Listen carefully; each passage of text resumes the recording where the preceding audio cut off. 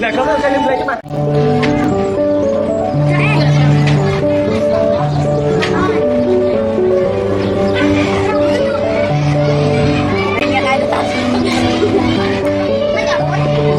Chặt là cái này được chặt lên.